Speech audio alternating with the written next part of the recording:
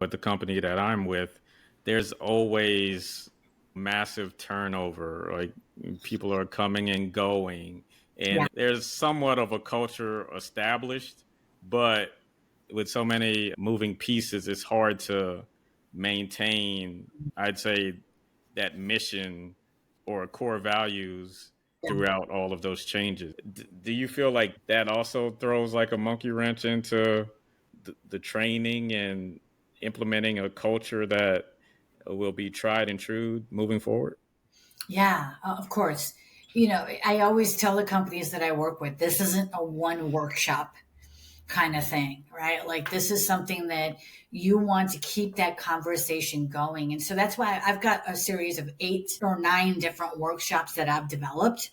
And I Hmm. always recommend let's continue to build on each workshop because what the mistake that I've seen a lot of companies make is they go into a lot of tough conversations, but they haven't set up that foundation yet, right? And so when you don't have that solid foundation, you can't really get and create that psychological safety for it to be effective, right? And so you want to continue to build on the conversation. So usually the first workshop that I talk about, it sets that whole entire picture. Here's the big picture.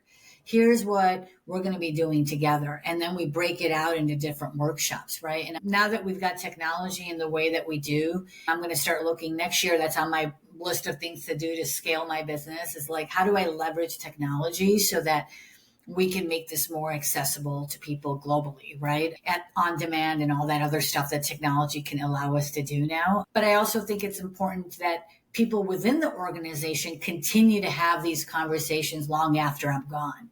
Hmm. Right. So I can come in and do the first series of workshops, get everybody on the same page, set up that foundation.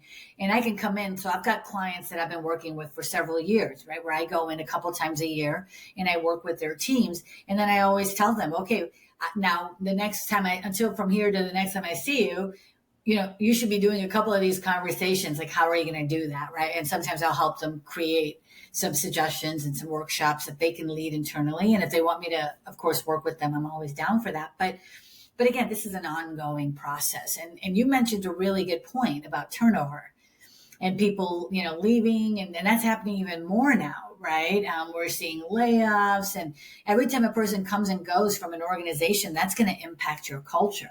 And that's why it becomes even more important is that you're continuing the conversation and you're continuing to make that a part of the way that you do things, especially if you're starting off with a culture that's already got a lot of incivility that's become normalized.